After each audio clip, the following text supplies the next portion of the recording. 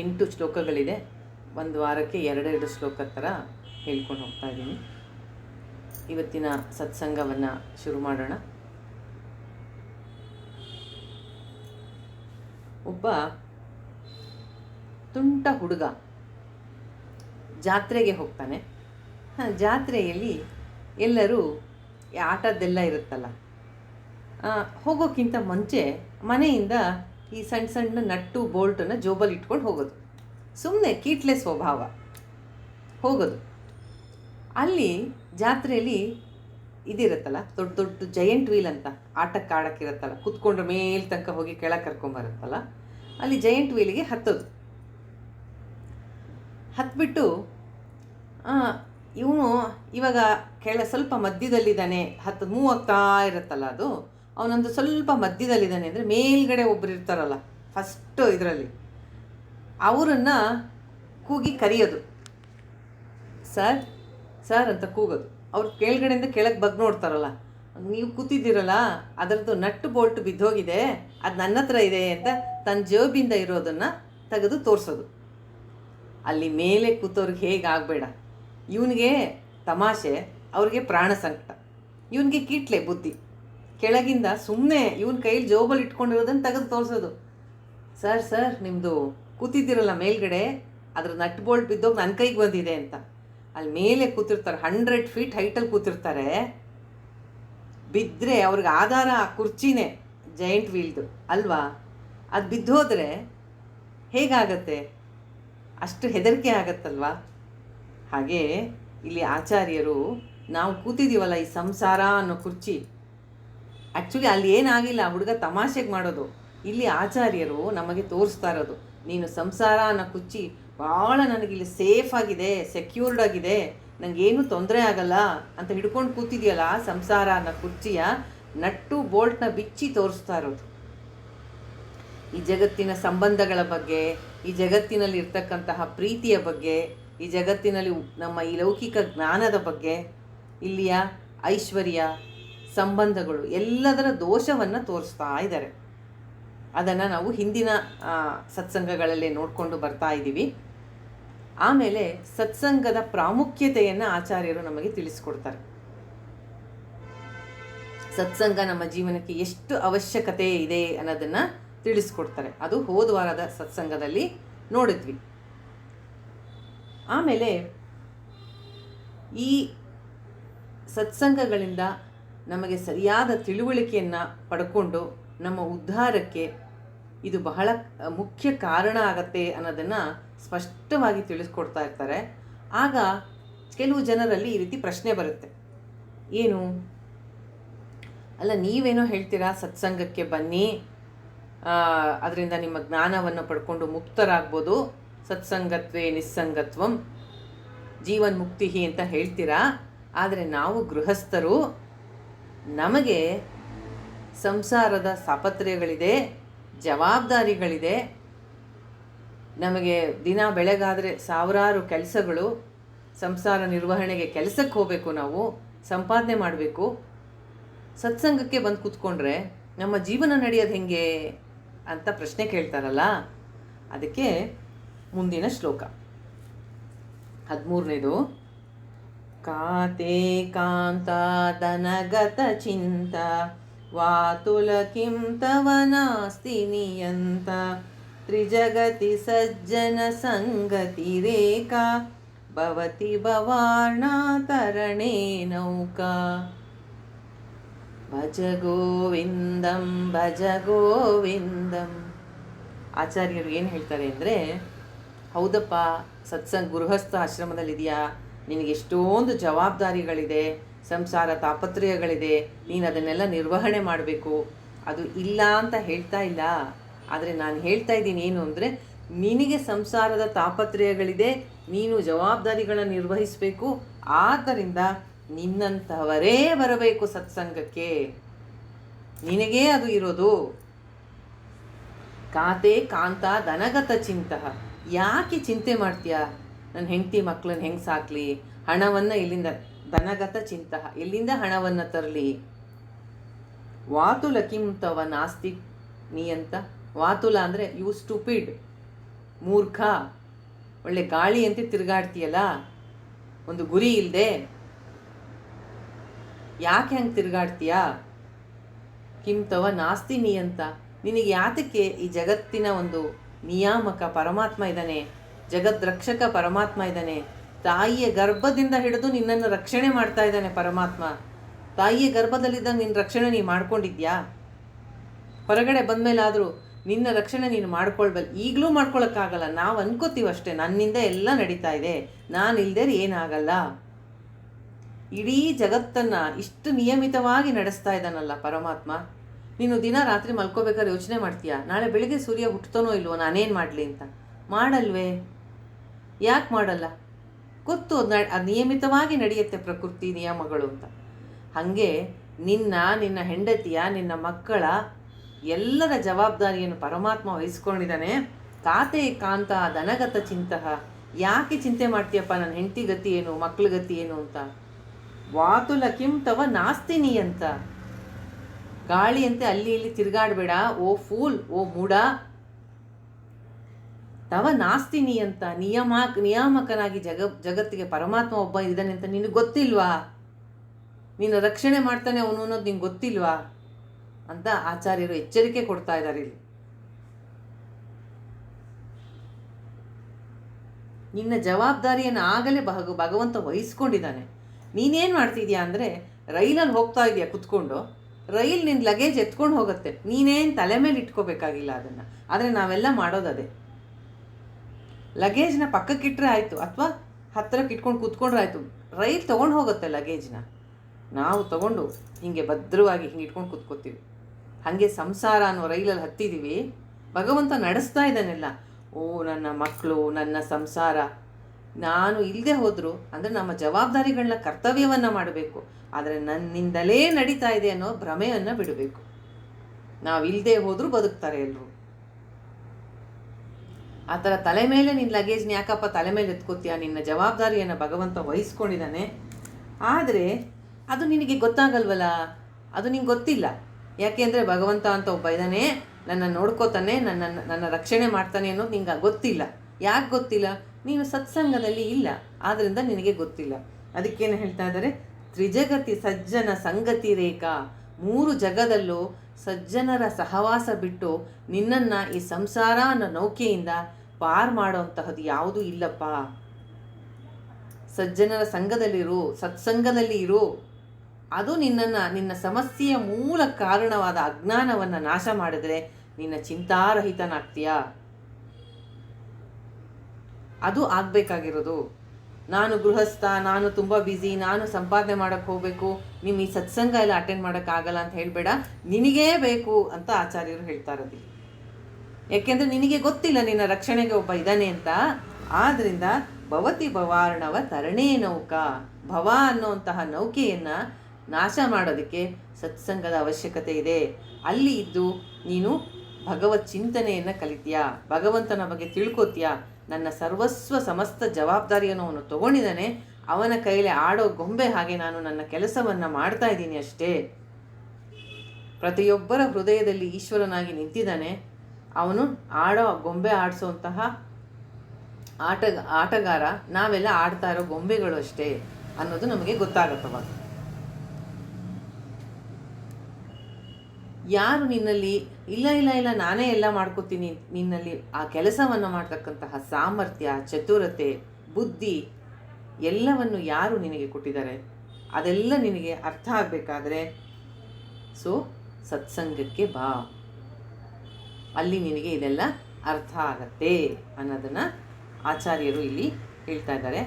ಆಯಿತು, ನೀವು ಸತ್ಸಂಗಕ್ಕೆ ಬಾ ಅಂತ ಹೇಳ್ತಿದ್ದೀರಲ್ಲ, ಯಾರ ಹತ್ತಿರ ಬರಬೇಕು? ಯಾರು ನನ್ನ ಗುರು? ಹೇಗೆ ನನಗೆ ಗೊತ್ತಾಗತ್ತೆ ಇವರು ನನ್ನ ಗುರು ಅಂತ? ಸತ್ಸಂಗಕ್ಕೆ ಬಂದು ಗುರುವಿನ ಹತ್ರ ಬರಬೇಕು. ಸತ್ಸಂಗಕ್ಕೆ ಬಾ ಅಂದರೆ ಸತ್ಸಂಗದಿಂದ ನಿನ್ನ ಒಳಗಿನ ಆಂತರಿಕ ಶಕ್ತಿ, ಕಷ್ಟಗಳನ್ನು ಎದುರಿಸೋ ಶಕ್ತಿ ಜಾಸ್ತಿ ಆಗತ್ತೆ. ನಿನಗೆ ಭಗವಂತನ ಚಿಂತನೆ ಬರುತ್ತೆ, ಎಲ್ಲ ಸರಿ. ಆದರೆ ಗುರುವನ್ನು ನಾನು ಹೇಗೆ ಕಂಡುಕೊಳ್ಳಲಿ? ಯಾರ ಹತ್ತಿರ ಸತ್ಸಂಗಕ್ಕೆ ನಾನು ಹೋಗಲಿ? ಯಾಕೆ ಅಂದರೆ ನಮ್ಮ ಪ್ರಾರ್ಥನೆ ಶ್ರದ್ಧೆಯಿಂದ ಪ್ರಾಮಾಣಿಕವಾಗಿದ್ದರೆ ಭಗವಂತ ಸತ್ಸಂಗವನ್ನು ನಮಗೆ, ಭಗವಂತನ ಕೃಪೆ ಆಗತ್ತೆ ಅಂದರೆ ಏನು, ತಲೆ ಮೇಲೆ ಏನೋ ಬಂದು ಕೈ ಇಡ್ತಾನೆ ಏನೋ ದೊಡ್ಡ ಮ್ಯಾಜಿಕ್ ಆಗುತ್ತೆ ಅಂತ ಸಿನಿಮಾ ಸೀರಿಯಲೆಲ್ಲ ತೋರಿಸ್ತಾರಲ್ಲ, ಹಾಗಲ್ಲ. ಭಗವತ್ ಕೃಪೆ ನಮ್ಮ ಮೇಲೆ ಆಗತ್ತೆ ಅಂದರೆ ಸತ್ಸಂಗಕ್ಕೆ ನಮಗೆ ದಾರಿ ಮಾಡಿಕೊಡ್ತಾನೆ ಅಂತ ಅರ್ಥ. ಭಗವಂತ ಸತ್ಸಂಗಕ್ಕೆ ಕರ್ಕೊಂಬರ್ತಾನೆ, ಗುರು ಭಗವಂತನನ್ನು ತೋರಿಸ್ತಾನೆ. ಇದು ನಡಿಬೇಕಾಗಿರೋದು. ಆದರೆ ನನ್ನ ಗುರು ಯಾರು, ನನ್ನ ಗುರುವನ್ನು ನಾನು ಹೇಗೆ ಕಂಡುಕೊಳ್ಳಿ? ಈ ಕಲಿಯುಗದಲ್ಲಿ ಅದು ಹುಡುಕದೇ ಕಷ್ಟ ಅಲ್ಲ. ಸಂಸಾರ ದಾಟಬೇಕಾದ್ರೆ ಸತ್ಸಂಗ ಅಲ್ಲದೆ ಬೇರೆ ದೋಣಿ ಇಲ್ಲ ಅಂತೀರಾ. ನನ್ನ ಗುರು ಹೇಗೆ ಕಂಡುಹಿಡೀಲಿ ಅಂತ ಅಂದಾಗ ಮುಂದಿನ ಶ್ಲೋಕ, ಈ ಜಗತ್ತಿನಲ್ಲಿ ನಮಗೆಲ್ಲ ಏನಿದೆ ಅಂದರೆ, ಗುರು ಅಂದರೆ ಹೇಗಿರಬೇಕು? ಅವರು ಆತ್ಮಜ್ಞಾನಿಗಳಾಗಿರಬೇಕು, ಶ್ರೋತ್ರಿಯರಾಗಿರಬೇಕು, ಬ್ರಹ್ಮನಿಷ್ಠನಾಗಿರಬೇಕು ಅಂತ ಆಚಾರ್ಯರು ಹೇಳ್ತಾರೆ. ಹಾಗಿರಬೇಕು. ಆದರೆ ನಮ್ಮ ಪ್ರಕಾರ ಹೇಗೆ ಗೊತ್ತಾ, ಗುರು ಅಂದರೆ ನಾವು ಹೊರಗಿನ ಲಕ್ಷಣಗಳನ್ನ ನೋಡ್ತೀವಿ. ಅವರು ಆತ್ಮಜ್ಞಾನಿಯಾಗಿರಬೇಕು ಅಂದರೆ ನಮಗಿಂತ ಅವರು ತುಂಬ ಬೇರೆ ರೀತಿಯಲ್ಲಿ ಇರಬೇಕು, ನಮ್ಮ ಹಾಗೆ ಇರಬಾರ್ದು, ಅವರು ನಮಗಿಂತ ವ್ಯತಿರಿಕ್ತವಾಗಿ ವಿಶೇಷವಾಗಿ ಇರಬೇಕು ಅಂತ ನಾವು ನೋಡ್ತೀವಿ. ಅವ್ರು ಯಾರು, ಅವ್ರು ಹೇಗಿರ್ತಾರೆ? ಅವರ ಹೊರಗಿನ ಲಕ್ಷಣಗಳಿಂದ ಗುರುವನ್ನು ತಿಳಿಯಲು ಸಾಧ್ಯನಾ? ಅದಕ್ಕೆ ಆಚಾರ್ಯರು ಆ ಹೊರಗಿನ ಲಕ್ಷಣಗಳ ಮೇಲೆ ಗುರುವನ್ನು ನಿರ್ಧಾರ ಮಾಡಬೇಡ ಅಂತ ಮುಂದಿನ ಶ್ಲೋಕ 14ನೇ ಶ್ಲೋಕದಲ್ಲಿ ಹೇಳ್ತಾರೆ. ಜಟಿಲೋ ಮುಂಡೀಲುಂಚಿತ ಕೇಶಃ ಕಾಷಾಯಾಂಬರ ಬಹುಕೃತ ವೇಷಃ ಪಶ್ಯನ್ನಪಿ ಚ ನ ಪಶ್ಯತಿ ಮೂಢೋ ಉದರ ನಿಮಿತ್ತಂ ಬಹುಕೃತ ವೇಷಂ ಭಜ ಗೋವಿಂದಂ ಗೋವಿಂದಂ ಭಜ ಮೂಢಮತೆ. ಹೊರಗಿನ ಲಕ್ಷಣಗಳಿಂದ ಗುರುವನ್ನು ತಿಳಿಯೋಕ್ಕೆ ಪ್ರಯತ್ನ ಮಾಡಬೇಡ. ಗುರು ಅಂದರೆ ಹೀಗೆ ಇರ್ತಾರೆ. ಜಟಿಲೋ ಅಂದರೆ ಕೂದಲಿರುತ್ತಲ್ಲ, ಅದನ್ನೆಲ್ಲ ಜಟೆ ಕಟ್ಟಿರ್ತಾರೆ. ಜಟಿಲೋ ಅಂದರೆ ಕೂದಲೆಲ್ಲ ಥರ ಜಟಾಧಾರಿಗಳು ಅಂತಾರಲ್ಲ, ಹಾಗಿರ್ತಾರೆ. ಅಥವಾ ಮುಂಡಿ ಅಂದರೆ ತಲೆಯೆಲ್ಲ ಪೂರ್ತಿ ಕೂದಲೆಲ್ಲ ತಕ್ಕೊಂಡು ಕ್ಲೀನ್ ಶೇವನ್ ಹೆಡ್ ಅಂತಾರಲ್ಲ, ತಲೆಯೆಲ್ಲ ಪೂರ್ತಿ ಕೂದಲೆಲ್ಲ ತೆಗೆದಿರ್ತಾರೆ, ಮುಂಡನ ಮಾಡಿರ್ತಾರೆ. ಲುಂಚಿತ ಕೇಶಃ ಅಂದರೆ ಕೆಲವು ಪದ್ಧತಿಗಳಲ್ಲಿ ಇದೆ, ಸನ್ಯಾಸಿಗಳು ತಲೆಯ ಕೂದಲನ್ನು ತಾವೇ ಕೈಯಿಂದ ಕಿತ್ತುತ್ತಾರೆ. ಈ ಜೈನ್ಸಲ್ಲೆಲ್ಲ ಆ ಥರ ಇದೆ. ಅಂಥವ್ರನ್ನ ನೋಡಿದ್ರೆ ಇವರು ತುಂಬ ಜ್ಞಾನಿಗಳು, ತುಂಬ ತಿಳಿದವರು. ಯಾರ್ಯಾರನ್ನ ನೋಡಿದ್ರೆ ಜಟೆ ಬಿಟ್ಟಿರ್ತಾರಲ್ಲ, ಇವರು ತುಂಬ ಜ್ಞಾನಿಗಳು, ಇವರು ಭಗವದ್ ಭಕ್ತರು. ಕೆಲವರು ಕೂದಲು ಕಿತ್ತಿರ್ತಾರೆ, ಇನ್ನು ಕೆಲವರು ತಲೆ ಫುಲ್ಲು ಶೇವ್ ಮಾಡಿರ್ತಾರೆ. ಅವರು ನೋಡಿ ಕಾಷಾಯಾಂಬರ, ಅದೇ ಆರೆಂಜ್ ಬಟ್ಟೆ, ಆರೆಂಜ್ ಬಟ್ಟೆ ಹಾಕಿರ್ತಾರೆ. ಬಹುಕೃತ ವೇಷ, ಈ ಥರ ತುಂಬ ವೇಷಗಳು. ದಪ್ಪ ದಪ್ಪ ರುದ್ರಾಕ್ಷಿ ಹಾಕೋದು, ತುಂಬ ಮೈಯೆಲ್ಲ ವಿಭೂತಿ ಬಳ್ಕೊಳ್ಳೋದು, ಇಲ್ಲ ನಾಮ ಹಾಕ್ಕೊಳ್ಳೋದು, ತುಳಸಿ ಮಲೆಗಳು ತುಂಬ ಹಾಕ್ಕೊಳ್ಳೋದು. ಇವರು ತುಂಬ ಜ್ಞಾನಿಗಳು, ಇವರು ತುಂಬ ಆತ್ಮಜ್ಞಾನಿಗಳು. ಈ ಬಹುಕೃತ ವೇಷದಿಂದ ಮಾರು ಹೋಗಬೇಡ. ಬಹುಕೃತ ವೇಷ ಅಂದರೆ ಡಿಫ್ರೆಂಟ್ ಟೈಪ್ಸ್ ಆಫ್ ಜಗನ್ಗಳನ್ನ ನಾವು ಕಾಣಿಸ್ತೀವಿ. ಇದು ತುಂಬ ಸ್ಟ್ರೇಂಜ್ ಥಿಂಕಿಂಗು, ತುಂಬ ಒಂಥರ ಅರ್ಥ ಮಾಡ್ಕೊಳ್ಳೋಕ್ಕೆ ಆಗಲ್ಲ. ತುಂಬ ಏನಂದರೆ ಜ್ಞಾನಿಗಳು ಅಂದರೆ ಅವ್ರು ಇದೇ ರೀತಿ ಇರಬೇಕು, ಹಾಗಿರೋದಿಲ್ಲ.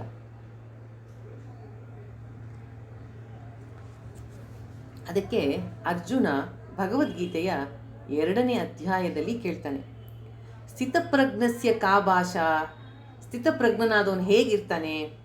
ಸಮಾಧಿಸ್ತಸ್ಯ ಕೇಶವ, ಆ ಸಮಾಧಿ ಸ್ಥಿತಿಯಲ್ಲಿರ್ತವನು ಹೇಗಿರ್ತಾನೆ?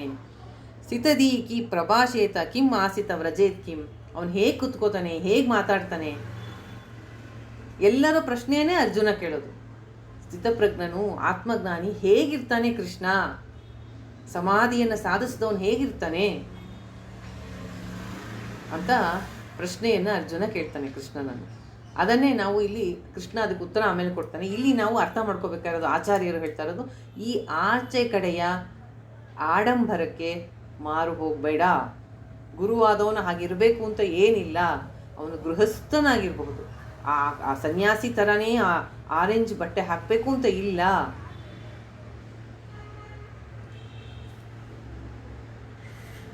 ಶಂಕರಾಚಾರ್ಯರು ಇಲ್ಲಿ ನಮಗೆ ವಾರನ್ ಮಾಡ್ತಾ ಇರೋದೇನೆಂದರೆ, ಜಡ್ಜ್ ಮಾಡಬೇಡ ಆಚೆ ಕಡೆ, ಇದರಿಂದ ನಿನಗದು ಮೋಸ ಮಾಡತ್ತೆ. ಕಪಟ ಸನ್ಯಾಸಿಗಳು ತುಂಬ ಜನ ಇರ್ತಾರೆ. ಹಾಗಾದರೆ ಅವರೆಲ್ಲ ಯಾಕೆ ಆ ಥರ ಬಹುಕೃತ ವೇಷ ಹಾಕ್ತಾರೆ? ಉದರ ನಿಮಿತ್ತಂ ಬಹುಕೃತ ವೇಷಂ. ಹೊಟ್ಟೆ ಪಾಡಿಗಾಗಿ ಈ ರೀತಿಯ ವೇಷವನ್ನು ಹಾಕ್ತಾರೆ. ಏನು ಹಂಗಂದರೆ ಅರ್ಥ? ಸನ್ಯಾಸಿಗಳಿಗೆ ಯೂಶಲಿ ಅವ್ರಿಗೇನು ಸಂಪಾದನೆ ಮಾಡಬೇಕಾಗಿಲ್ಲ. ಅವರೆಲ್ಲೂ ಹೋಗಿ ಆಚೆ ಕಡೆ ಕೆಲಸ ಮಾಡಿ ಸಂಬಳ ತರಬೇಕಾಗಿಲ್ಲ. ಅಷ್ಟೇ ಅಲ್ಲ, ಬರೀ ಉದರ ನಿಮಿತ್ತ ಅಂದರೆ ಹೊಟ್ಟೆ ತುಂಬಿಸೋದಕ್ಕೆ ಒಂದೇ ಅರ್ಥ ಅಲ್ಲ, ಅದೊಂದು ಮೇನು. ಆದರೆ ಎಷ್ಟು ಸಮಾಜದಲ್ಲಿ ಗೌರವ, ಮರ್ಯಾದೆ ಎಲ್ಲ ಸಿಗತ್ತಲ್ವ ಅವ್ರಿಗೆ. ಅದನ್ನು ತಿಳಿದೇ ತಾನೇ ರಾವಣ ಸೀತೆಯನ್ನು ಅಪಹರಣ ಮಾಡಬೇಕಾದ್ರೆ ಸನ್ಯಾಸಿಯ ವೇಷ ಧರಿಸಿತ್ತು. ಸನ್ಯಾಸಿಗೆ ಎಲ್ಲರೂ ಮರ್ಯಾದೆ ಕೊಡ್ತಾರೆ. ಅವನು ಕಪಟ ಸನ್ಯಾಸಿ ಅಲ್ವಾ, ಸನ್ಯಾಸಿಯ ವೇಷ ಧರಿಸಿದನಲ್ವಾ. ಸಮ್ಯಕ್ ನ್ಯಾಸಃ ಸನ್ಯಾಸಃ. ಎಲ್ಲವನ್ನು ಪೂರ್ಣವಾಗಿ ಎಲ್ಲ ರೀತಿಯಿಂದಲೂ ತ್ಯಾಗವನ್ನು ಚೆನ್ನಾಗಿ ತಿಳಿದು ತ್ಯಾಗ ಮಾಡೋದನ್ನು ಸನ್ಯಾಸ ಅಂತಾರೆ. ಅದಕ್ಕೆ ಆಶ್ರಮಕ್ಕೆ ಆಶ್ರಮವನ್ನೇ ತಗೋಬೇಕಾಗಿಲ್ಲ. ಗೃಹಸ್ಥರಾಗಿದ್ದು ಆಶ್ರಮದಲ್ಲಿ ಇದ್ದವ್ರಿಗಿಂತ ಜ್ಞಾನವನ್ನು ಗಳಿಸಿದಂಥ ಎಷ್ಟೋ ಮಹಾತ್ಮರಿದ್ದಾರೆ.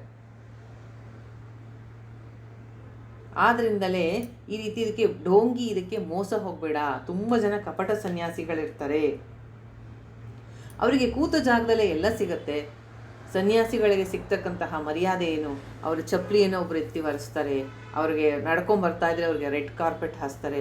ಎಲ್ಲರೂ ಕೈ ಮುಗಿತಾರೆ. ಅವ್ರ ಮುಂದೆ ಕಾಣಿಕೆಗಳನ್ನ ತಂದಿಡ್ತಾರೆ. ಅವ್ರಿಗೆ ಸಿಗುವಂಥ ಮರ್ಯಾದೆ, ಅವ್ರಿಗೆ ಎಲ್ಲ ರೀತಿ ದಾನಗಳನ್ನ ಕೊಡ್ತಾರೆ ಜನ. ಯಾಕೆ ಅಂದರೆ ಭಗವಂತನಿಗೆ ತುಂಬ ಹತ್ತಿರವಾದವರು, ಭಗವತ್ ಚಿಂತನೆಯಲ್ಲಿ ಸದಾ ಇರ್ತಕ್ಕಂಥವರು. ಇಂತಹ ಜ್ಞಾನಿಗಳು, ಇವರ ಹತ್ರ ದರ್ಶನವೇ ದೊಡ್ಡ ಸೌಭಾಗ್ಯ. ಹೌದು, ನಿಜವಾಗ್ಲೂ ಹೌದು. ಭಾಗವತದಲ್ಲಿ ಶ್ರೀಕೃಷ್ಣ ಹೇಳ್ತಾನೆ, ಒಂದು ಸತಿ ದ್ವಾರಕೆಯಿಂದ ಎಲ್ಲರೂ ಈ ಪಿತೃ ತರ್ಪಣ ಕೊಡೋಕ್ಕೆ ಹೋಗಿರ್ತಾರೆ. ಆಗ ತನ್ನ ಯಾದವರಿಗೆಲ್ಲ ಕೃಷ್ಣ ಹೇಳುವಂಥ ಮಾತು ಆವಾಗ ವ್ರಜಭೂಮಿಯಿಂದ ನಂದ ಮತ್ತು ಯಶೋದೆ ಅವರು ಗೋಪಿಯರು ಎಲ್ಲರೂ ಬರ್ತಾರೆ. ಕೃಷ್ಣನ ದರ್ಶನ ಮಾಡೋಣ, ಎಷ್ಟೋ ವರ್ಷಗಳಾಗಿರುತ್ತೆ ಅಂತ. ಆಗ ಅವರೆಲ್ಲರಿಗೂ ಕೃಷ್ಣ ಹೇಳುವಂಥ ಮಾತು ಏನು ಅಂದರೆ, ನನ್ನ ಒಂದು ಅನುಷ್ಠಾನ ಅರ್ಚಾ ವಿಗ್ರಹದಲ್ಲಿ ಪೂಜೆ ಮಾಡ್ತೀರಾ, ಆದರೆ ಜ್ಞಾನಿಗಳಲ್ಲಿ, ಗುರುವಿನಲ್ಲಿ ನನ್ನ ಅಧಿಷ್ಠಾನವಿದೆ. ನಡೆದಾಡುವಂತಹ ನನ್ನನ್ನು ನೋಡಬೇಕು ಅಂದರೆ ಜ್ಞಾನಿಗಳನ್ನು, ಆತ್ಮಜ್ಞಾನಿಗಳನ್ನು, ಶುದ್ಧ ಭಕ್ತರಲ್ಲಿ ನನ್ನ ಅಧಿಷ್ಠಾನ ಇದೆ ಅಂತ ಹೇಳ್ತಾನೆ. ಆದ್ದರಿಂದ ಅವರ ಪೂಜೆ ಮಾಡಿದ್ರೆ ಭಗವಂತನಿಗೆ ಖಂಡಿತ ಸೇರುತ್ತೆ ಅನ್ನೋ ಒಂದು ಉದ್ದೇಶದಿಂದ ಜನ ಮಾಡ್ತಾರೆ.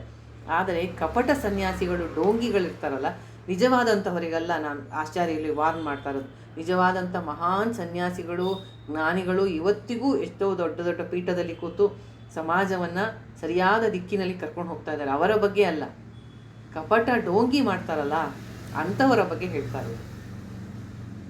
ಅಂಥವರು ಒಳಗಡೆ ಜ್ಞಾನ ಇಲ್ಲ, ಹೊರಗಡೆ ಜಸ್ಟ್ ತನ್ನ ಮೇಂಟೆನೆನ್ಸ್ಗೋಸ್ಕರ. ಅದಕ್ಕೆ ಉದರ ನಿಮಿತ್ತಂ ಬಹುಕೃತ ವೇಷಂ ಅಂತಹದ್ರ ಬಗ್ಗೆ ವಾರನ್ ಮಾಡ್ತಾ ಇದ್ದಾರೆ. ಇಲ್ಲಿ ಒಂದು ಲೈನ್ ತುಂಬ ಚೆನ್ನಾಗಿ ಹೇಳಿದ್ದಾರೆ ಆಚಾರ್ಯರು. ಪಶ್ಯನ್ನಪಿ ಚ ನ ಪಶ್ಯತಿ ಮೂಢೋ. ನೋಡಿದರೂ ನೋಡಲ್ಲ ಅಂತಹ ಮೂಢ. ಪಶ್ಯನ್ ಅಂದರೆ ನೋಡೋದು, ನೋಡ್ತಾನೆ ಆದರೆ ನೋಡಿಲ್ಲ ಆ ಮೂಢ. ಯಾರು? ಆ ಸನ್ಯಾಸಿ, ಕಪಟ ಸನ್ಯಾಸಿ. ಏನು ನೋಡ್ದ, ಏನು ನೋಡಲಿಲ್ಲ. ನೋಡ್ದ ಆದರೆ ನೋಡಲಿಲ್ಲ. ಏನು ಹಂಗಂದರೆ ಅರ್ಥ? ನೋಡ್ದ, ಏನನ್ನು ನೋಡ್ದ? ಹೊರಗಿನ ಒಂದು ಅವರಿಗೆ ಸಿಗೋ ಮರ್ಯಾದೆ, ಸತ್ಕಾರ, ಸಮಾರಂಭದಲ್ಲಿ ಅವ್ರಿಗೆ ಆಗ್ತಕ್ಕಂತಹ ಗೌರವ, ಆದರ, ಅದನ್ನು ನೋಡ್ದ. ಹೊರಗಿನ ಕಾವಿ ಬಟ್ಟೆ, ಅವ್ರು ಹಾಕಿದ ರುದ್ರಾಕ್ಷಿನೋ, ತುಳಸಿ ಮಾಲೆನೋ, ವಿಭೂತಿನೋ, ಅದನ್ನು ನೋಡ್ದ ಪಶ್ಯನ್. ಆದರೆ ಏನನ್ನು ನೋಡಲಿಲ್ಲ? ಒಳಗಿನ ಅಂತರಂಗದ ಅವರ ಜ್ಞಾನವನ್ನು ನೋಡಲಿಲ್ಲ, ಅವರ ಭಕ್ತಿಯನ್ನು ನೋಡಲಿಲ್ಲ, ಅವರ ವೈರಾಗ್ಯವನ್ನು ನೋಡಲಿಲ್ಲ, ಅವರ ವಿವೇಕವನ್ನು ನೋಡಲಿಲ್ಲ, ಅವರ ಸದ್ಗುಣಗಳನ್ನು ನೋಡಲಿಲ್ಲ, ಅದನ್ನು ತಾನು ಕಲೀಲಿಲ್ಲ. ಸುಮ್ಮನೆ ನನಗೂ ಸಿಕ್ಬಿಡಬೇಕು ಎಲ್ಲರ ಮುಂದೆ ಮರ್ಯಾದೆ, ಅದನ್ನು ಹೇಳ್ತಾ ಇರೋದಿಲ್ಲಿ. ಅಂತಹವರ ಬಗ್ಗೆ ಕೇರ್ಫುಲ್ಲಾಗಿರು. ನಾನು ಸತ್ಸಂಗಕ್ಕೆ ಹೋಗು ಅಂತ ಹೇಳಿದ್ರೆ ಸರಿಯಾದ ಜಾಗವನ್ನು, ಸರಿಯಾದ ಗುರುವನ್ನು, ಸರಿಯಾದ ರೀತಿಯಲ್ಲಿ ನಿನಗೆ ಶಾಸ್ತ್ರವನ್ನು ಏನಿದೆ ಅದನ್ನೇ ಬೋಧನೆ ಮಾಡ್ತಾ ಇದ್ದಾರಾ, ಅದನ್ನು ತಿಳ್ಕೊ ಅಂತ ನಮ್ಮ ಉದ್ಧಾರಕ್ಕಾಗಿ ಆಚಾರ್ಯರು ಇದನ್ನು ಹೀಗೆ ಹೇಳ್ತಾ ಇರೋದು. ಆದ್ದರಿಂದ ಅಂತಹ ಮನುಷ್ಯ ಸನ್ಯಾಸಿ ಆಗಿರಲೇಬೇಕು ಅಂತಿಲ್ಲ. ಸಂಸಾರಿಗಳಾಗಿತ್ತು ತಾವು ತಿಳಿದ ಜ್ಞಾನವನ್ನು ಪ್ರಾಮಾಣಿಕವಾಗಿ 4 ಜನಕ್ಕೆ ಹೇಳ್ತಾ ಇದ್ರೆ ಅಂತಹವರ ಹತ್ರ ಹೋಗಿ ಕಲಿ. ಅಂತಹವರು ಗೃಹಸ್ಥರಾಗಿರ್ಬೋದು, ಯಾವುದೇ ಜಾತಿಯಲ್ಲಿ ಹುಟ್ಟಿರ್ಬೋದು, ಯಾವುದೇ ಮತದಲ್ಲಿರ್ಬೋದು. ಸದ್ಗುಣಗಳಿದೆಯಾ, ವಿವೇಕ ಇದೆಯಾ, ವೈರಾಗ್ಯ ಇದೆಯಾ, ಭಕ್ತಿ ಇದೆಯಾ, ತಪಸ್ಸು ಅಂತಹ ಒಂದು ವ್ರತಗಳನ್ನ ಆಚರಣೆ ಮಾಡ್ತಾರಾ, ಅಂತಹ ವ್ಯಕ್ತಿ ಹತ್ರ ಹೋಗು. ಮೋಸ ಹೋಗಬೇಡ. ಕಪಟ ಸನ್ಯಾಸಿಗಳ ಹತ್ರ ಹೋಗಿ ಅವರು ಚೀಪ್ ನೇಮ್ ಫೇಮ್ಗೋಸ್ಕರ ನಾಟಕ ಮಾಡೋರ ಹತ್ರ ಹೋಗಬೇಡ.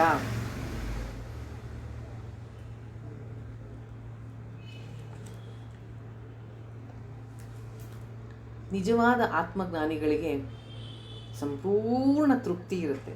ಅವರು ಎಲ್ಲರಿಂದಲೂ ಕಂಪ್ಲೀಟ್ ಟೋಟಲ್ ಫ್ರೀಡಮ್, ಲಿಬರೇಷನ್, ಮುಕ್ತಿ ಅಂದರೆ ಇನ್ನೇನು, ಯಾವುದಕ್ಕೂ ಅಂಟ್ಕೊಳ್ಳಲ್ಲ ಸಾಂಸಾರಿಕ ವಿಷಯಗಳಿಗೆ. ಅವರು ನೀನು ಸನ್ಮಾನ ಮಾಡಿದ್ರು ಅಷ್ಟೇ, ಅವರಿಗೆ ನೀನು ಅವಮಾನ ಮಾಡಿದ್ರು ಅಷ್ಟೇ, ಒಂದೇ ರೀತಿ ಇರ್ತಾರೆ. ಗೌತಮ ಬುದ್ಧನ ಕಥೆಯಲ್ಲಿ ಬರುತ್ತೆ. ಬುದ್ಧ ಭಿಕ್ಷೆಗೆ ಹೋಗ್ತಾ ಇರ್ತಾನೆ. ಸನ್ಯಾಸಿಗಳು ಭಿಕ್ಷೆ ಬೇಡಿ ತಗೋಬೇಕಲ್ಲ, 5 ಮನೆಗೆ ಕೇಳಬೇಕು ಅಂತ. ಎಷ್ಟೋ ಮನೆಯಲ್ಲಿ ಅವನಿಗೆ ಬಾಯಿಗೆ ಬಂದಂಗೆ 1 ಗಂಟೆ ಬೈದು ಬಾಗಿಲು ಹಾಕ್ತಾ ಇರ್ತಾರೆ. ನೋಡೋಕೆ ಇಷ್ಟು ಗಟ್ಟಿ ಮುಟ್ಟಿಯಾಗಿದೆಯಾ, ನಿನಗೇನು ಬಂದಿದೆ, ಹಿಂಗೆ ಭಿಕ್ಷೆ ಬೇಡ್ತೀಯಾ ಅಂತ. ನಿಂದನೆ ಸ್ತುತಿಯನ್ನು ಸಮವಾಗಿ ತಗೊಳ್ತಕ್ಕಂಥವ್ರು, ತೃಪ್ತರಾಗಿರ್ತಕ್ಕಂಥವ್ರು, ಸದಾ ಭಕ್ತಿಯ ಆನಂದದಲ್ಲಿರ್ತಕ್ಕಂಥವ್ರು, ಅಂತಹವರ ಹತ್ರ ಹೋಗಿ ಕಲಿ. ಯಾಕೆ ಅಂದರೆ ಜ್ಞಾನ ಭಕ್ತಿಯನ್ನು ತಿಳಿಸ್ಕೊಡ್ತಾ ಇರ್ತಕ್ಕಂಥವ್ರು ತುಂಬ ವಿರಳ ಕಲಿಯುಗದಲ್ಲಿ. ಆದ್ದರಿಂದ ಶ್ರದ್ಧೆಯಿಂದ ಭಗವಂತನಲ್ಲಿ ಕೇಳ್ಕೋಬೇಕು ನಾವು. ಭಗವಂತ, ನನಗೆ ಕೃಪೆ ಮಾಡು, ನನ್ನ ಮೇಲೆ ಕರುಣೆ ತೋರಿಸು, ನನಗೆ ಸಂಸಾರದಿಂದ ಮುಕ್ತಿ ಬೇಕಾಗಿದೆ, ನನಗೆ ಒಳ್ಳೆ ಗುರುವನ್ನು ತೋರಿಸು ಅಂತ ಕೇಳ್ಕೋಬೇಕು.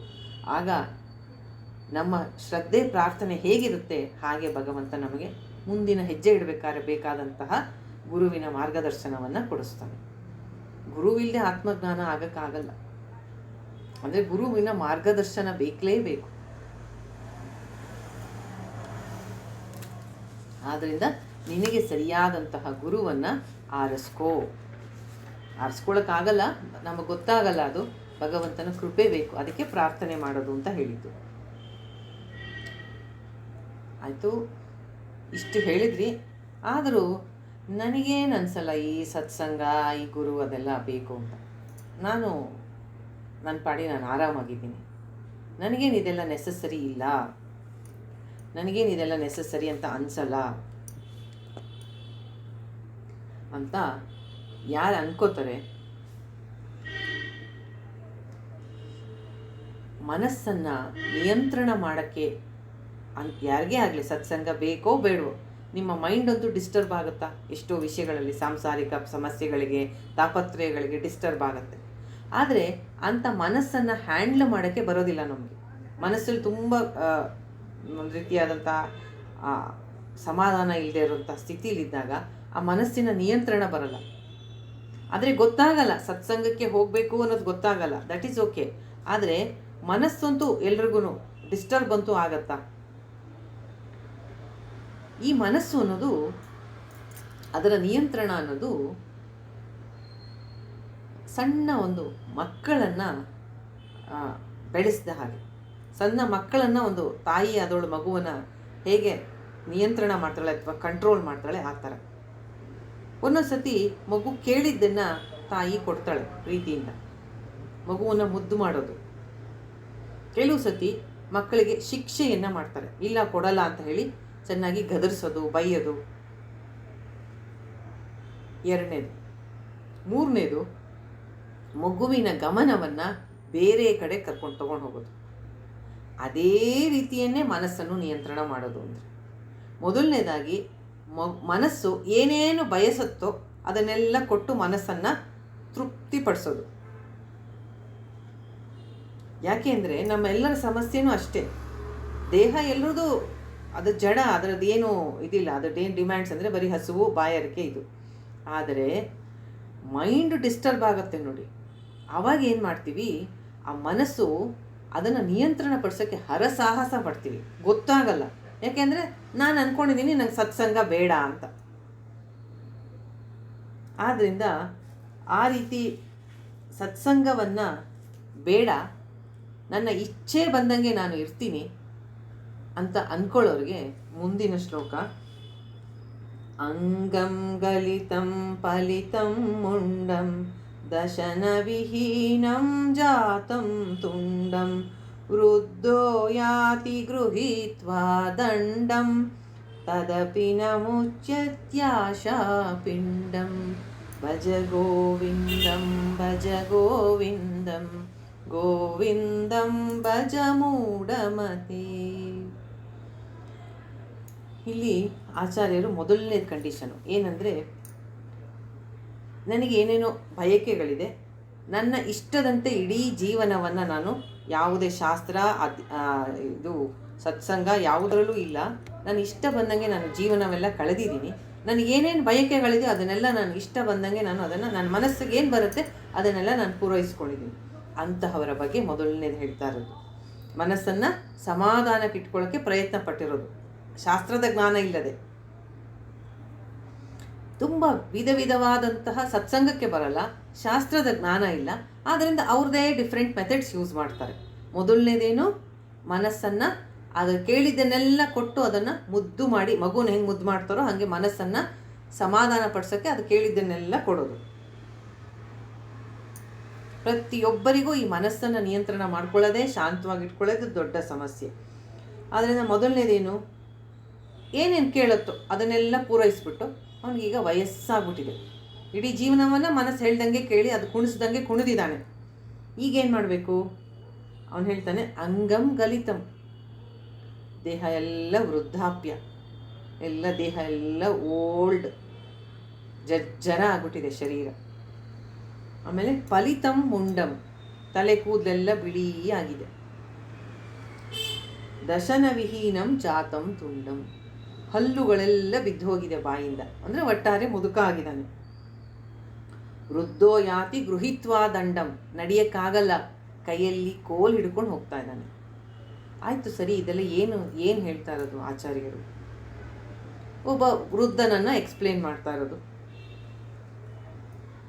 ಆದರೆ ಕೊನೆ ಲೈನು ನೋಡಿ, ತದಪಿ ನ ಮುಂಚ್ಯತ್ ಆಸ್ತ್ಯಾಶಾ ಪಿಂಡಂ, ಆದರೂ ತಲೆ ಕೂದಲೆಲ್ಲ ಬಿಳಿ ಆಗೋಗಿದೆ, ಬಾಯಲ್ಲಿ ಒಂದು ಹಲ್ಲಿಲ್ಲ, ಕೈಯಲ್ಲಿ ಕೋಲ್ ಹಿಡ್ಕೊಂಡು ನಡೀತಾನೆ. ಆದರೂ ತದಪಿ, ಆದರೂ ಆಶೆ ಅನ್ನೋದನ್ನು ಅವನನ್ನು ಆ ಪಾಶ ಬಿಟ್ಟಿಲ್ಲ. ಸಾವಿರಾರು ಬಯಕೆಗಳು ತುಂಬ ಒಳಗಡೆ ಇದ್ದೇ ಇದೆ. ಅಲ್ಲಪ್ಪ, ಇಡೀ ಜೀವನ ನೀನು ಇಷ್ಟಪಟ್ಟಂಗೆ ನಡ್ಕೊಂಡು ಬಂದಿಯಲ್ಲ, ನೀನೇನೇನು ನಿನ್ನ ಮನಸ್ಸು ಬಯಸ್ತೋ ಎಲ್ಲ ಕೊಟ್ಟು ಕುಣಿಸ್ದಿಯಲ್ಲ, ಅದು ಕುಣಿತಿತ್ತು, ನೀ ಕುಣಿಸ್ತಾ ಇದ್ದಿ, ಕೇಳಿದ್ದೆಲ್ಲ ಕೊಟ್ಟಿಯಲ್ಲ ಆ ಮನಸ್ಸಿಗೆ. ತಲೆ ಕೂತು ಬಿಳಿ ಆಗೋವರೆಗೂ, ಹಲ್ಲು ಬೀಳೋವರೆಗೂ ಏನೇನು ಕೇಳ್ತೋ ಎಲ್ಲ ತಿಂದೆ, ನೋಡಿದೆ, ಮುಗಿತಾ ಆಸೆ ಅನ್ನೋದು. ಅದಕ್ಕೆ ಆಚಾರ್ಯರು ಹೇಳ್ತಾ ಇರೋದು ತದಪಿನ ಮುಂಚೆ ಆಶಾಪಿಂಡಂ, ಒಳಗೆ ಇನ್ನೂ ಇಷ್ಟು ಬಯಕೆಗಳು ಇದೆ ಅಂದರೆ ಮನಸ್ಸು ಪ್ರಕ್ಷುಬ್ಧವಾಗಿದೆ, ಮನಸ್ಸಿನಲ್ಲಿ ಅಶಾಂತಿ ಇದೆ, ಅಸಮಾಧಾನ ಇದೆ ಅಂತ. ನನ್ನ ಇಷ್ಟ ಬಂದಂಗೆ, ನನ್ನ ಮನಸ್ಸು ಹೇಳ್ದಂಗೆ ನಾನು ಜೀವನ ನಡೆಸಿದ್ರೆ ನಿಮಗೆ ತೃಪ್ತಿ ಇರಬೇಕಾಗಿತ್ತಲ್ವಾ? ಇಲ್ವಲ್ಲಪ್ಪ.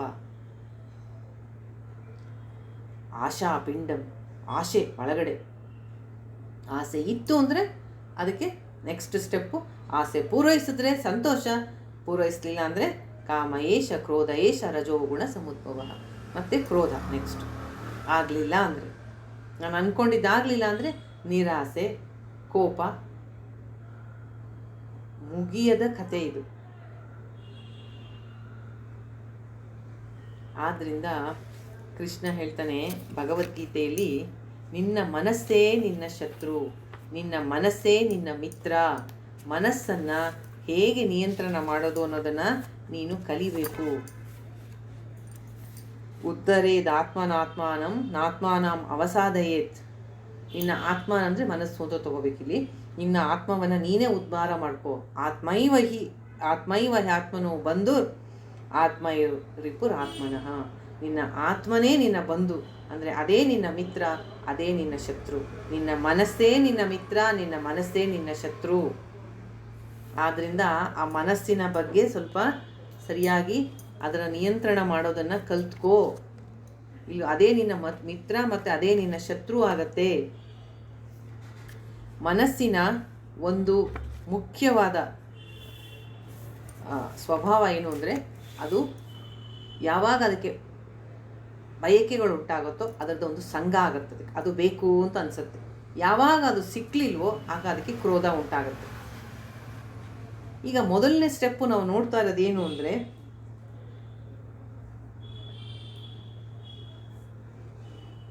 ಮನಸ್ಸಿನಲ್ಲಿ ನನಗೇನೇನು ಇಷ್ಟಗಳಿದೆಯೋ ಅದನ್ನೆಲ್ಲ ಪೂರೈಸ್ಕೊತಾ ಬಂದೆ. ಆದರೂ ವಯಸ್ಸಾದ ಮೇಲೇನೂ ನನ್ನ ಆಸೆಗಳು ಮುಗುದಿಲ್ಲ. ನನಗೆ ಚಿಕ್ಕ ವಯಸ್ಸಲ್ಲಿದ್ದಾಗ ಇದು ಬೇಕು ಅಂದ ತಕ್ಷಣ ಅದು ಪಡ್ಕೊಂಬಿಡ್ತಿದ್ದೆ. ಈಗ ವಯಸ್ಸಾದ ಮೇಲೆ ಏನಾಯಿತು, ನಾನು ಅಂದ್ಕೊಂಡಿದ್ದೆಲ್ಲ ದೇಹದಲ್ಲಿ ಶಕ್ತಿ ಇಲ್ಲ. ಅದೇ ಓದಿದ್ವಲ್ಲ, ಈಗ ಹಲ್ಲುಗಳಿಲ್ಲ, ಕೈಯಲ್ಲಿ ಓಡಾಡೋಕ್ಕಾಗಲ್ಲ. ಆದ್ದರಿಂದ ಏನು ಮಾಡಬೇಕು, ನಮ್ಮ ವಯಸ್ಸಿಗೆ ತಕ್ಕಂತಹ ಆ್ಯಕ್ಟಿವಿಟೀಸ್ನ ಮಾಡಬೇಕು. ಮನಸ್ಸನ್ನು ನನ್ನ ದೇಹಕ್ಕೆ ವಯಸ್ಸಾಗಿದೆ ಅನ್ನೋದನ್ನು ನಾವು ಒಪ್ಕೋಬೇಕು, ಸಂತೋಷವಾಗಿ ಒಪ್ಕೋಬೇಕು. ಮೊದಲೇ ಎಲ್ಲೋ ನಾನು ಪಿಕ್ನಿಕ್ ಹೋಗ್ತಿದ್ದೆ, ಎಲ್ಲೋ ಬೆಟ್ಟ ಹತ್ತುತ್ತಿದ್ದೆ ಅಂದರೆ ಈಗ ಆಗಲ್ಲ. ಮಂಡಿ ನೋವಿದೆ, ಕಾಲು ನೋವಿದೆ, ಸಂತೋಷವಾಗಿ ಅದನ್ನು ಅಕ್ಸೆಪ್ಟ್ ಮಾಡಿಕೊಂಡು ಆ ದೇಹದಿಂದ ಏನು ಸಾಧನೆ ಮಾಡೋಕ್ಕಾಗುತ್ತೋ, ಯಾಕೆಂದರೆ ದೇಹ ಸಾಧನ ಶರೀರ ಅಲ್ವಾ, ಹಾಗೆ ಮಾಡೋದ್ರಿಂದ ಇಷ್ಟು ದಿನ ಎಲ್ಲವನ್ನು ನೋಡಿದ್ದೀನಿ, ಅನುಭವಿಸಿದ್ದೀನಿ, ತಿಂದಿದ್ದೀನಿ, ತೃಪ್ತಿಯನ್ನು ಪಡ್ಕೋಬೇಕು. ಮನಸ್ಸನ್ನು ಭಗವತ್ ಚಿಂತನೆಯಲ್ಲಿ ಇಡಬೇಕು. ಸತ್ಸಂಗಕ್ಕೆ ಬರಲ್ಲ, ನನ್ನ ಮನಸ್ಸನ್ನು ನಿಯಂತ್ರಣ ಮಾಡ್ತೀಯಂತೆ ಅಂತೆಲ್ಲ ಆಗಲ್ಲ. ಅದು ಭಗವತ್ ಚಿಂತನೆಯಲ್ಲಿ ಮನಸ್ಸನ್ನು ಇಟ್ಕೋ.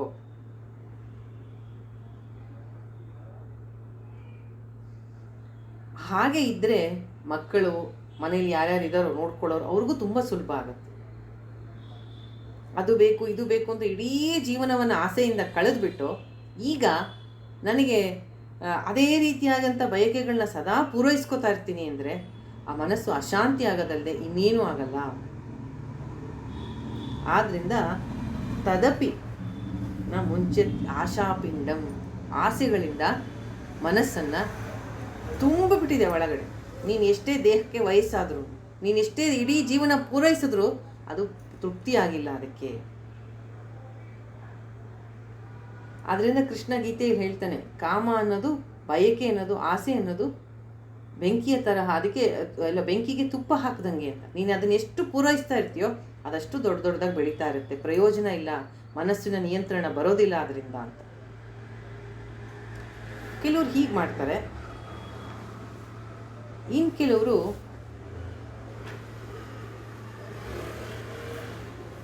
ಆಸೆಗಳು ಬಂದಾಗ ಅದನ್ನು ಸಪ್ರೆಸ್ ಮಾಡೋದು, ಬಲವಂತವಾಗಿ ಶಕ್ತಿ ಬಿಟ್ಟು ಆಸೆಗಳನ್ನ ಕಂಟ್ರೋಲ್ ಮಾಡೋದು, ಅದೂ ಸರಿಯಲ್ಲ ಅಂತ ನೆಕ್ಸ್ಟ್ ಶ್ಲೋಕದಲ್ಲಿ ಹೇಳ್ತಾ ಇದ್ದಾರೆ.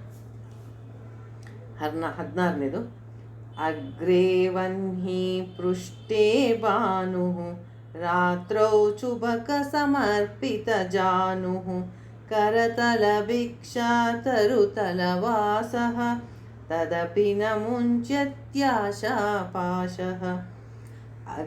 ಭಜ ಗೋವಿಂದಂ ಭಜ ಗೋವಿಂದಂ ಗೋವಿಂದಂ ಭಜ ಮೂಢಮತೆ. ಅಗ್ರೇ ವಹ್ನಿ ಪೃಷ್ಠೇ ಭಾನು. ಕೆಲವರು ತುಂಬ ಮನಸ್ಸನ್ನು, ಮೊದಲನೇದಲ್ಲಿ ಏನು ಓದಿದ್ವಿ, ತನ್ನ ಇಷ್ಟ ಬಂದಂಗೆ ಕಳೆದು ಮನಸ್ಸು ಕೇಳಿದ್ದನ್ನೆಲ್ಲ ಕೊಟ್ಟು ಅದನ್ನು ಸಂತೋಷಪಡಿಸೋದು. ಎರಡನೇದು ನಾವು ಮಗುವಿಗೆ ಅಂತ ಹೇಳಿದ್ವಲ್ಲ, ಮನಸ್ಸು ಅನ್ನೋದು ಮಗುವನ್ನು ಕಂಟ್ರೋಲ್ ಮಾಡ್ದಂಗೆ ಅಂತ. ಮೊದಲನೇದಲ್ಲಿ ಮಗುವನ್ನು ಮುದ್ದು ಮಾಡೋದು, ಎರಡನೇದಲ್ಲಿ ಮಗುವಿಗೆ ಬೈಯೋದು, ಶಿಕ್ಷೆ ಮಾಡೋದು, ಗದರಿಸೋದು, ಅದನ್ನು ಕಂಟ್ರೋಲ್ ಮಾಡೋಕ್ಕೆ.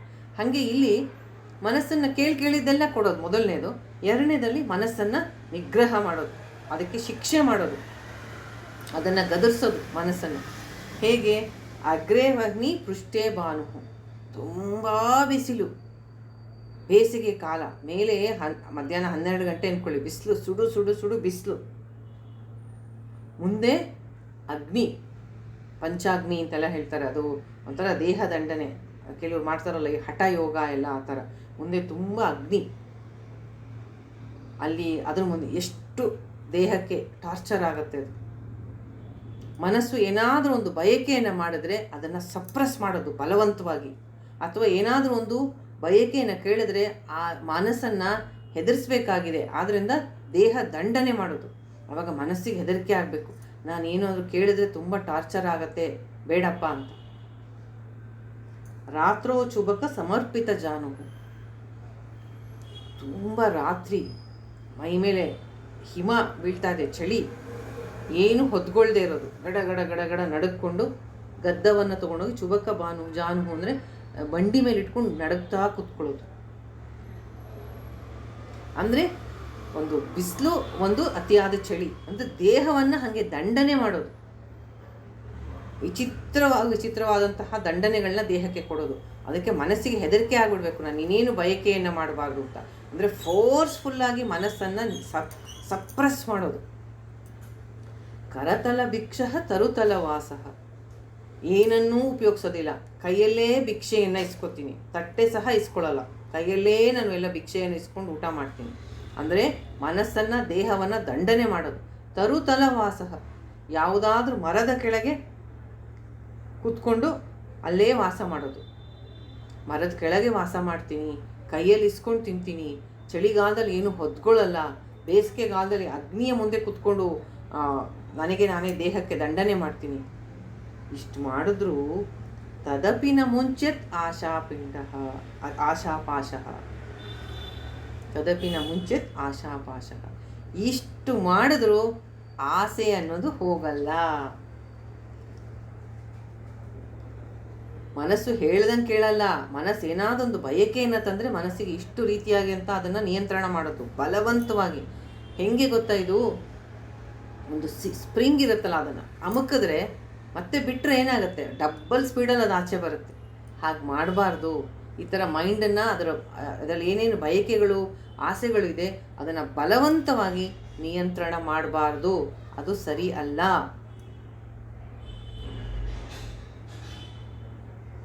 ಹೇಗೆ ಅಂದರೆ ಪ್ರೆಷರ್ ಕುಕ್ಕರ್ ಥರ ಆಗಿರುತ್ತೆ ಅದು. ಒಳಗಡೆ ಬಯಕೆಗಳಿದೆ, ಆದರೆ ಆಚೆ ಕಡೆಗೆ ಪೂರೈಸ್ಕೊಳ್ಳೋ ಅವಕಾಶ ಇಲ್ಲ. ಯಾಕೆಂದರೆ ಈ ರೀತಿ ಟಾರ್ಚರು ಮೈಂಡನ್ನು.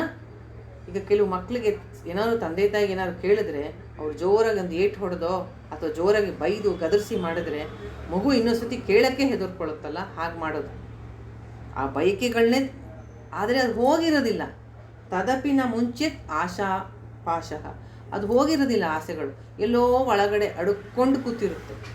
ಅಂದರೆ ಈ ಥರ ಮನಸ್ಸಿನ ನಿಯಂತ್ರಣ ಮಾಡೋದು ಅವಿವೇಕ, ಸರಿಯಾದ ರೀತಿಯಲ್ಲ. ಇದು ವೆರಿ ಅನ್ಹೆಲ್ತಿ ಪ್ರಾಕ್ಟೀಸ್. ಯಾಕೆ ಅಂದರೆ ಸರಿಯಾದ ರೀತಿಯಲ್ಲಿ ಮನಸ್ಸಿನ ನಿಯಂತ್ರಣ ಮಾಡೋಕ್ಕೆ ಗೊತ್ತಿಲ್ಲ.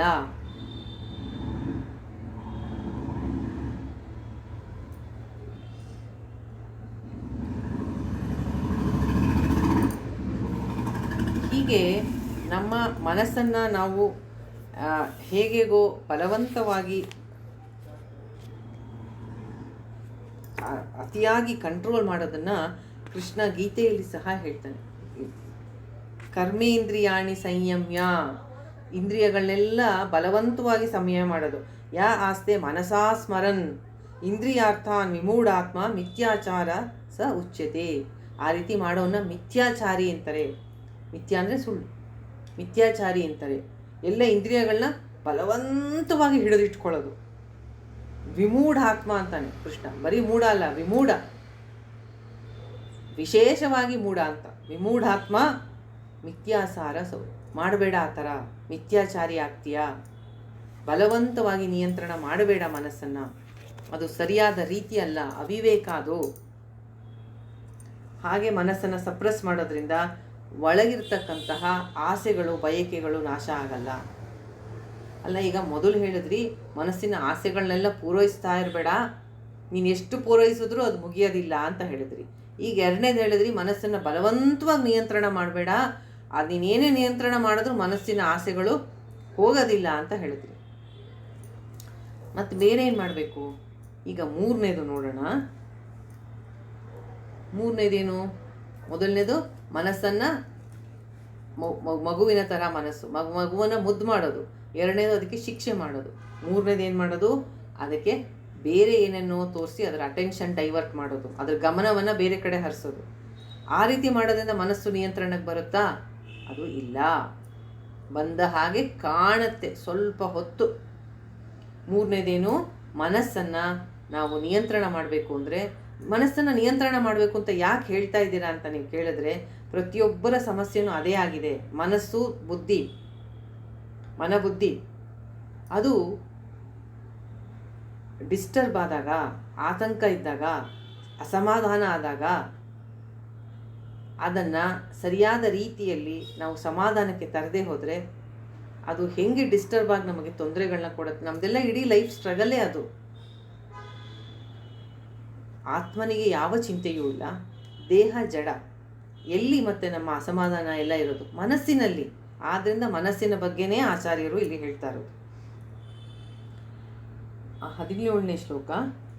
ಕುರುತೆ ಗಂಗಾ ಸಾಗರ ಗಮನಂ ವ್ರತ ಪರಿಪಾಲನಮಥವಾ ದಾನಂ ಜ್ಞಾನವಿಹೀನ ಸರ್ವಮತೇನ ಮುಕ್ತಿಂ ನ ಭಜತಿ ಜನ್ಮಶತೇನ.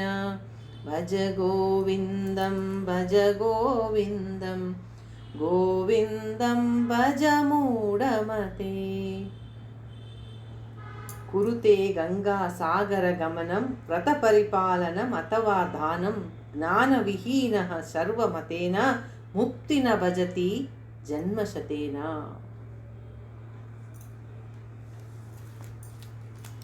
ಈ ಶ್ಲೋಕವನ್ನು ಸರಿಯಾಗಿ ಅರ್ಥ ಮಾಡ್ಕೋಬೇಕು. ಈಗ ಡಿಸ್ಟ್ರ್ಯಾಕ್ಟ್ ಮಾಡೋದು ಅಂದರೆ ಏನು?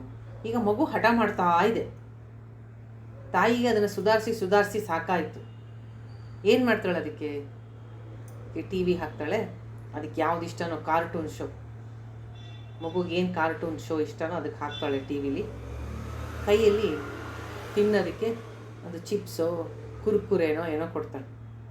ಅದು ಕೈಗೆ ಬಾಯಲ್ಲಿ ತಿಂತಾ ಇದೆ, ಎದುರುಗಡೆ ಟಿ ವಿಲಿ ನೋಡ್ತಾ ಇದೆ.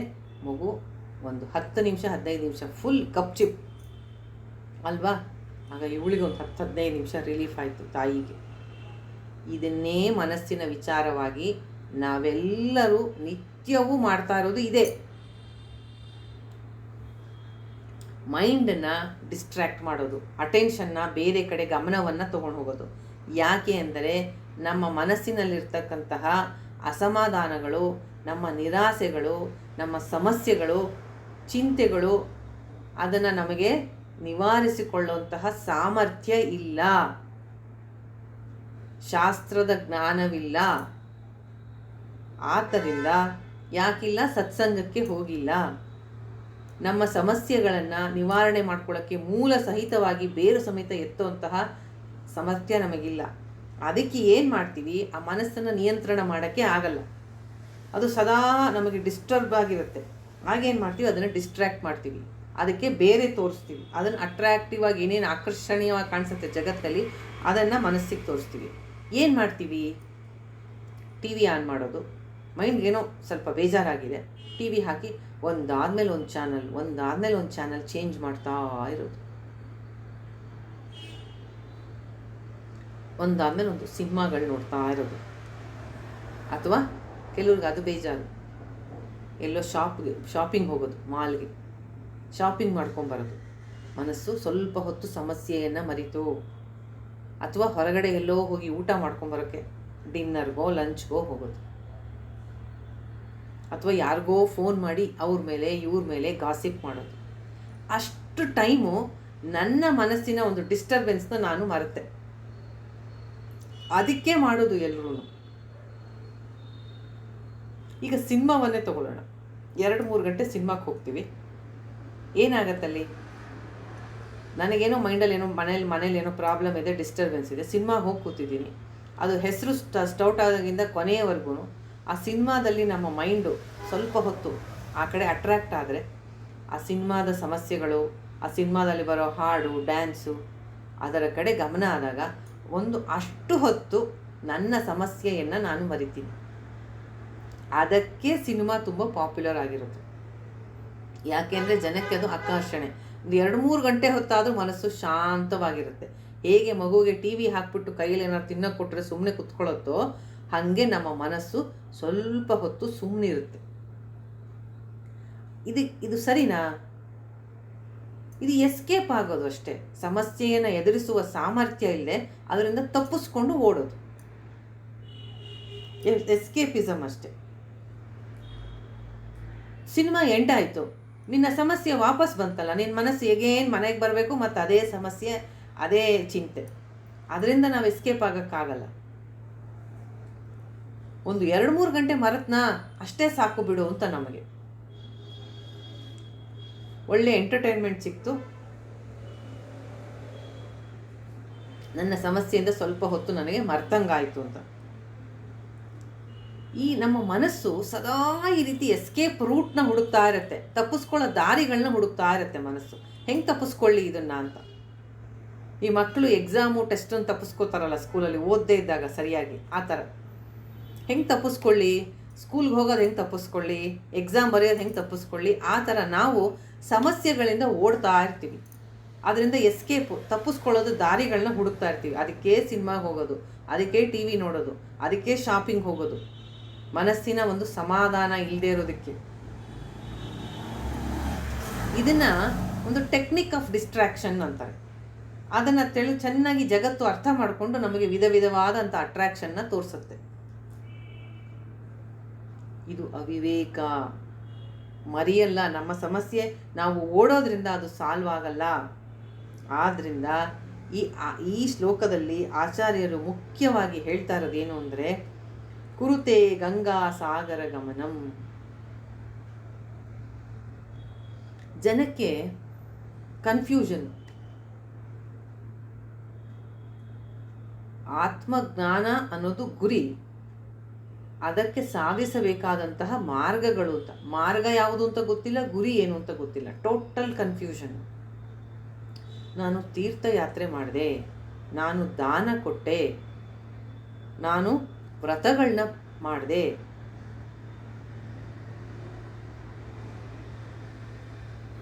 ಏಕಾದಶಿ ಅಂತ ವ್ರತಗಳನ್ನ ಮಾಡಿದೆ, ಯಾತ್ರೆ ಮಾಡಿದೆ, ಗೋದಾನ ಕೊಟ್ಟೆ, ಸೇವೆಗಳನ್ನ ಮಾಡಿದೆ, ಈ ರೀತಿಯಾದಂತಹ ಪುಣ್ಯಕರವಾದ ಕರ್ಮಗಳನ್ನ ಮಾಡಿದ್ದೀನಿ, ಆದ್ದರಿಂದ ನನಗೆ ಮುಕ್ತಿ ಸಿಗತ್ತೆ ಅನ್ನೋದು ಜನರ ಒಂದು ಅಭಿಪ್ರಾಯ. ತುಂಬ ಜನ ಹಾಗೇ ತಿಳ್ಕೊಂಡಿರೋದು. ಆದರೆ ಮೊದಲನೇ ಪಾಯಿಂಟಾಗಿ ನಾನು ಇಲ್ಲಿ ಸ್ಪಷ್ಟವಾಗಿ ಹೇಳ್ತಾ ಇದ್ದೀನಿ, ಇದೆಲ್ಲ ಮಾಡಬಾರ್ದು ಅಂದರೆ ಖಂಡಿತ ಮಾಡಬೇಕು. ಆಚಾರ್ಯರ ಉದ್ದೇಶ ಅದಲ್ಲ, ಖಂಡಿತ ಇದೆಲ್ಲ ಮಾಡಬೇಕು. ಇದನ್ನು ಯಾವುದನ್ನೂ ಅವರು ಖಂಡನೆ ಮಾಡ್ತಾ ಇಲ್ಲ, ಯಾವುದನ್ನೂ ಅವರು. ಆದರೆ ನಿನಗೆ ಬೇಕಾಗಿರ್ತಕ್ಕಂತಹದ್ದು ಮೋಕ್ಷವಾದರೆ, ಪುಣ್ಯ ಸಂಪಾದನೆ ಆದರೆ ಇದೆಲ್ಲ ಮಾಡು. ಮೋಕ್ಷಕ್ಕೆ ಆತ್ಮಜ್ಞಾನ, ಆತ್ಮವಿಚಾರ, ಇದು 2 ಸ್ಟೆಪ್ ಪ್ರೋಸೆಸ್. ಮೊದಲನೇ ಸ್ಟೆಪ್ಪಲ್ಲಿ ಮನಸ್ಸನ್ನು ಶುದ್ಧ ಮಾಡ್ಕೊಳ್ಳೋದು. ಮನಸ್ಸು ಶುದ್ಧ ಮಾಡ್ಕೊಳ್ಳೋಕೆ ಇದೆಲ್ಲ ಬೇಕು. ತೀರ್ಥಯಾತ್ರೆ ಮಾಡಬೇಕು, ಗಂಗಾ ಸ್ನಾನ ಮಾಡಬೇಕು, ಗೋದಾನ ಮಾಡಬೇಕು, ಎಲ್ಲ ತರಹದ ದಾನಗಳು, ಸೇವೆ, ವ್ರತ ಪರಿಪಾಲನೆ ಎಲ್ಲದರಿಂದ ಮನಸ್ಸು ಶುದ್ಧ ಆಗತ್ತೆ. ಆದರೆ ಅದರಿಂದಲೇ ಆತ್ಮ ಮೋಕ್ಷ ಜ್ಞಾನ ಆಗೋದಿಲ್ಲ. ಏನು ಮಾಡಬೇಕು? ಜ್ಞಾನವಿಹೀನ ಸರ್ವಮತೇನ. ಯಾವ ಮತವನ್ನು, ಯಾವ ವೇದಾಂತದಲ್ಲಿ ಡಿಫ್ರೆಂಟ್ ಸ್ಕೂಲ್ಸ್ ಇದೆಯಲ್ಲ, ಅದ್ವೈತ, ವಿಶಿಷ್ಟ ಅದ್ವೈತ ಇಲ್ಲ, ಯಾವುದನ್ನೇ ಕೇಳಿದ್ರು ಮುಕ್ತಿನ ಭಜತಿ ಜನ್ಮಶತೇನ. ಜ್ಞಾನ ಇಲ್ಲದೆ ಮುಕ್ತಿ, 100 ಜನ್ಮ ಕಳಿ, ಮೋಕ್ಷ ಸಾಧ್ಯ ಇಲ್ಲ. ಅಂದರೆ ಇದು 2 ಸ್ಟೆಪ್ ಪ್ರೋಸೆಸ್ಸು. ನಾನು 2ರಲ್ಲಿ 1 ಮಾಡ್ಬೋದಾ? ಅಲ್ಲ, 2 ಮಾಡಬೇಕು. ಮೊದಲು ಅಂದರೆ ಈಗ ಊಟ ಮಾಡೋಕ್ಕೆ ಮುಂಚೆ ಕೈ ತೊಳ್ಕೊಂಡೆ ಊಟ ಮಾಡ್ದಂಗೆ ಆಯಿತಾ? ಕೈ ತೊಳಿಬೇಕು ಫಸ್ಟು, ಆಮೇಲೆ ಊಟ ಮಾಡಬೇಕು. ನಾನು ಊಟನೇ ಮಾಡಿಬಿಡ್ತೀನಿ, ಕೈ ತೊಳ್ಕೊಳ್ಳಲ್ಲ ಅಂದರೂ ಸರಿ ಇಲ್ಲ. ಬರೀ ಕೈ ತೊಳ್ಕೊಂಡೆ ಹೊಟ್ಟೆ ತುಂಬಿತು ಆಗಲ್ಲ. 2 ಮಾಡಬೇಕು. ಮೊದಲು ಕೈ ತೊಳಿಬೇಕು, ಆಮೇಲೆ ಊಟ ಮಾಡಬೇಕು. ಹಾಗೆ ಮೊದಲು ಪ್ಯೂರಿಫಿಕೇಷನ್ ಪ್ರೋಸೆಸ್ ಇದೆ. ತೀರ್ಥಯಾತ್ರೆ ಮಾಡೋದು, ದಾನ ಮಾಡೋದು, ವ್ರತಗಳನ್ನ ಮಾಡೋದು, ಇದರಿಂದ ಮನಸ್ಸನ್ನು ಶುದ್ಧ ಮಾಡ್ಕೊಳ್ಳೋದು ಕರ್ಮಯೋಗ ಅಥವಾ ಉಪಾಸನೆಯಿಂದ ಸಾಧ್ಯ ಆಗುತ್ತೆ. ಅದು ಮೊದಲದು. ಇಷ್ಟ ದೇವತೆಯ ಪೂಜೆ, ಆರಾಧನೆ, ಇದರಿಂದ ಮನಸ್ಸು ಶುದ್ಧ ಆಗುತ್ತೆ. ಇದು ಮೊದಲನೇ ಸ್ಟೆಪ್ಪು. 2ನೇ ಸ್ಟೆಪ್ಪಲ್ಲಿ ಆತ್ಮಜ್ಞಾನಕ್ಕಾಗಿ ಸತ್ಸಂಗದಲ್ಲಿ ಆತ್ಮಜ್ಞಾನಿಗಳ ಹತ್ತಿರ ಕೂತು ಜ್ಞಾನವನ್ನು ಪಡ್ಕೋಬೇಕು. ಅಲ್ಲಿ 3 ವಿಧಾನ ಇದೆ. ಶ್ರವಣ ಮನನ ನಿಧಿಧ್ಯಾಸನ. ಗುರುಮುಖೇನ ಶಾಸ್ತ್ರ ಏನು ಹೇಳಿದೆ, ಮಹಾವಾಕ್ಯಗಳ ಚಿಂತನೆ ಶ್ರವಣ ಮಾಡಬೇಕು. ನಮ್ಮ ಸಂಶಯವನ್ನೆಲ್ಲ ಗುರುವಿನ ಹತ್ರ ನಿವಾರಣೆ ಮಾಡ್ಕೋಬೇಕು. ಆಮೇಲೆ ಏನು ತಿಳ್ಕೊತೀನೋ, ಮನನ ಮಾಡ್ಕೋತೀನೋ ಅದನ್ನು ನನ್ನ ಜೀವನಕ್ಕೆ ಪ್ರಾಕ್ಟೀಸಿಗೆ ತರಬೇಕು. ಆ ಜ್ಞಾನವನ್ನು ನನ್ನದಾಗಿಸ್ಕೋಬೇಕು. ಆಗ ಮಾತ್ರ ಆತ್ಮಜ್ಞಾನ ಸಾಧ್ಯ. ಬರೀ ನಾನು ದಾನ ಮಾಡಿಬಿಟ್ಟೆ, ತೀರ್ಥಯಾತ್ರೆ ಮಾಡಿಬಿಟ್ಟೆ ಮೋಕ್ಷ ಸಾಧ್ಯ ಇಲ್ಲ. ಮೋಕ್ಷಕ್ಕೆ ಮೊದಲ ಹೆಜ್ಜೆ ಮನಃಶುದ್ಧಿ, ಎರಡನೇದು ತತ್ವಜ್ಞಾನವನ್ನು ಗುರುಮುಖೇನ ಪಡಿಲೇಬೇಕು. ಶ್ರವಣ ಮನನ ನಿಧಿಧ್ಯಾಸನ.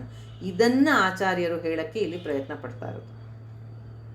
ಅಂದರೆ ನಿನ್ನ ಮನಸ್ಸನ್ನು ಆತ್ಮಜ್ಞಾನ ಪಡ್ಕೊಳ್ಳೋ ಕಡೆ ತಿರುಗ್ಸೋಕ್ಕಾಗದೆ, ನಾನು ಅಲ್ಲಿ ಮಾಡಿಬಿಟ್ಟೆ ನನಗೆ ಮೋಕ್ಷ ಆಗುತ್ತೆ, ಇದು ಮಾಡಿಬಿಟ್ಟೆ ಆಗೋದಿಲ್ಲ.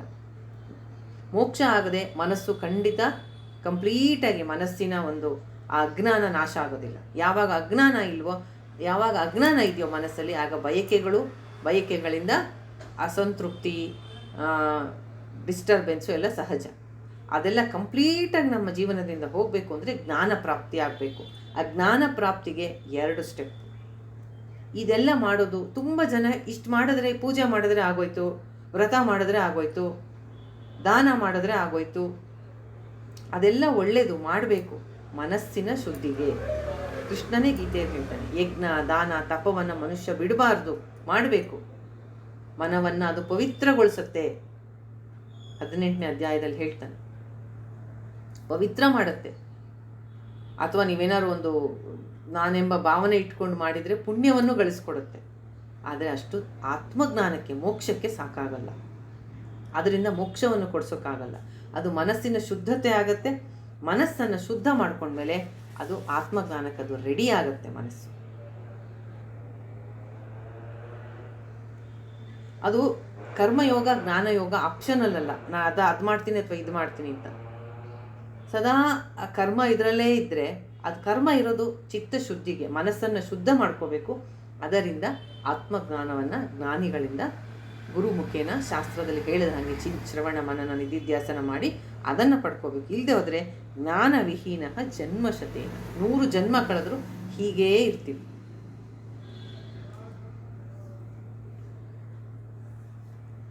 ಮತ್ತು ಜ್ಞಾನದಿಂದ ಏನಾಗುತ್ತೆ, ನನ್ನ ನಿಜ ಸ್ವರೂಪದ ಅರಿವಾಗತ್ತೆ. ನಾನು ಯಾರು, ನಾನು ಸಚ್ಚಿದಾನಂದ ಆತ್ಮ, ಈ ದೇಹ ಮನ ಬುದ್ಧಿಗಳು ನಾನಲ್ಲ ಅಂತ ಆದಾಗ, ಅಜ್ಞಾನ ಹೋದಾಗ, ನನ್ನ ನಿಜ ಸ್ವರೂಪದಲ್ಲಿ ನಾನು ನಿಂತಾಗ, ನಾನೇ ಆನಂದ ಸ್ವರೂಪ, ನನಗೆ ಎಲ್ಲೂ ಹೊರಗಡೆ ಹುಡುಕಬೇಕಾಗಿಲ್ಲ ನನ್ನ ಆನಂದವನ್ನು ಅನ್ನೋ ಒಂದು ತಿಳುವಳಿಕೆ ನನಗೆ ಬರುತ್ತೆ.